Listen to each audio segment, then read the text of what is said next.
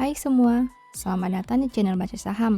Pada video ini, kita akan bahas satu topik dengan judul Saham Under Value, Valuasi Murah, Harga Rp800 per lembar, PER 6 kali dengan PBV 0,7 kali.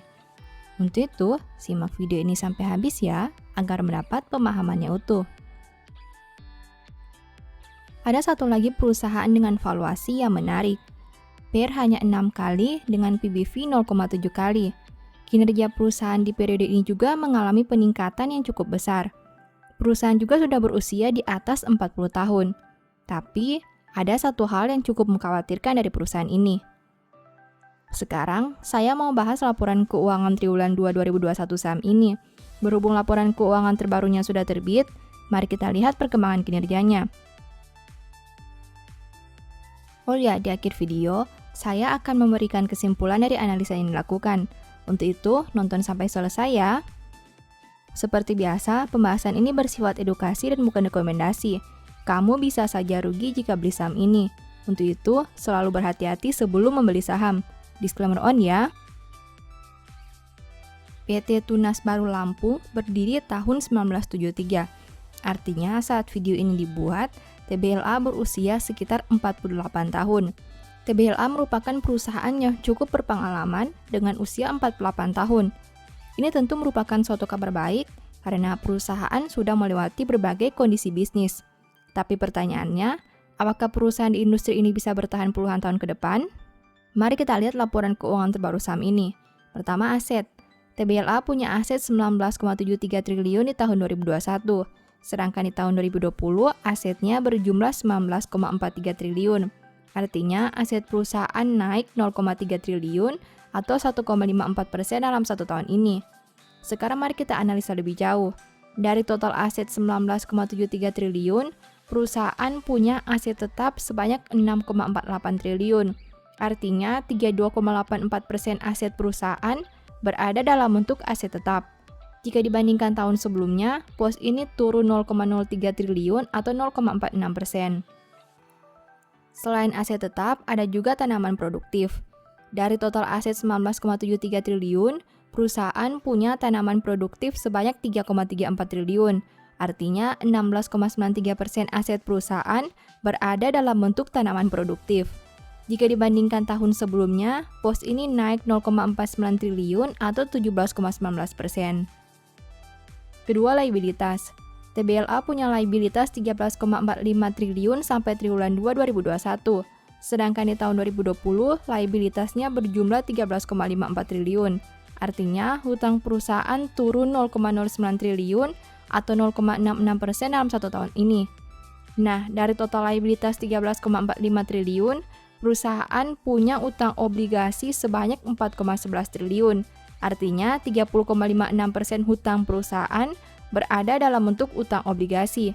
Jika dibandingkan tahun sebelumnya, pos ini turun 0,68 triliun atau 14,20%. Selain utang obligasi, ada juga utang bank jangka panjang.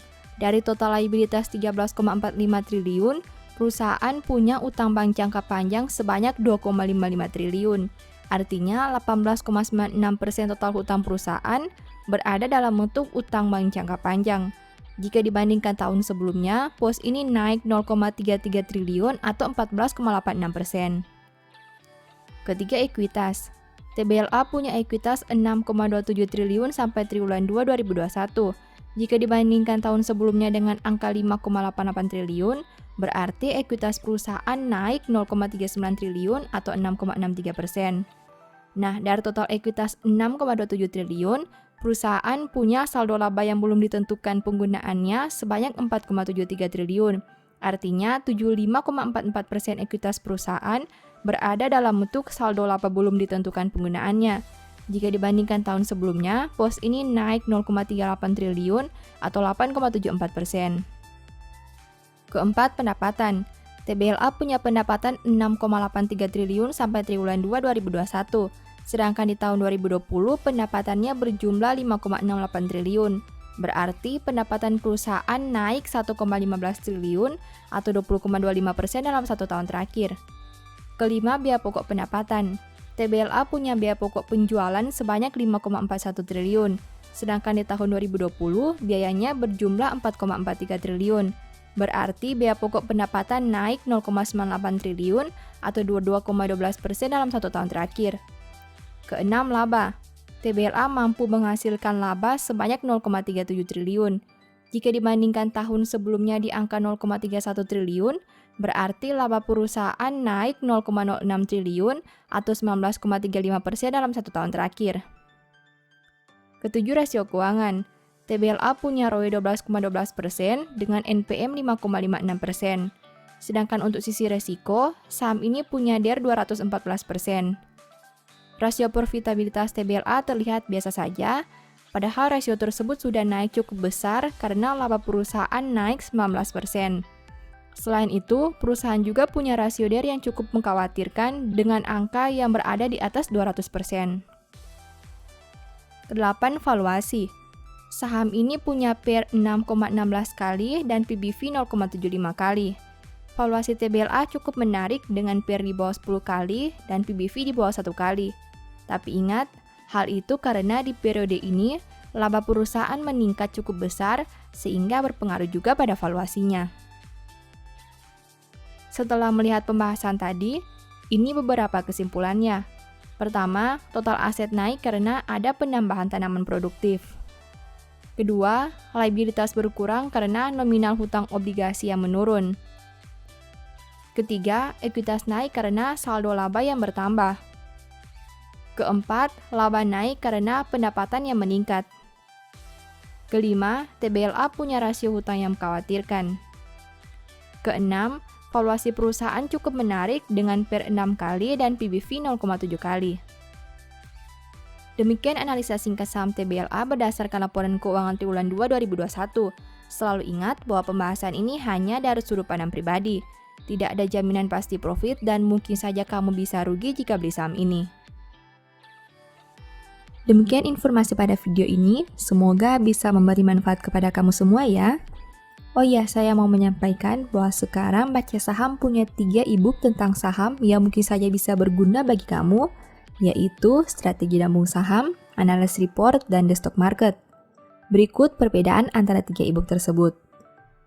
E-book Strategi Nabung Saham berfokus pada pembahasan teknik, money management, dan semua hal yang berhubungan dengan nabung saham.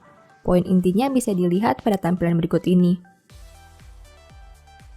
E-book Analysis Report berfokus pada hasil analisa fundamental 12 saham pilihan berdasarkan laporan keuangan terbaru. Poin intinya bisa dilihat pada tampilan berikut ini. E-book The Stock Market berfokus pada panduan bagaimana menganalisa fundamental suatu perusahaan dan money management yang baik. Poin intinya bisa dilihat pada tampilan berikut ini. Apabila kamu tertarik membeli salah satu dari 3 e-book tadi, silakan chat WA ke nomor yang tertera di layar ya. Ingat, hati-hati terhadap semua jenis penipuan yang mengatasnamakan Baca Saham. Baca Saham tidak pernah mengelola dana ataupun melakukan penjualan produk di luar Instagram, YouTube, dan Telegram resmi Baca Saham. Sebagai penutup, saya mau mengutip satu statement yang semoga bisa menjadi semangat bagi teman-teman.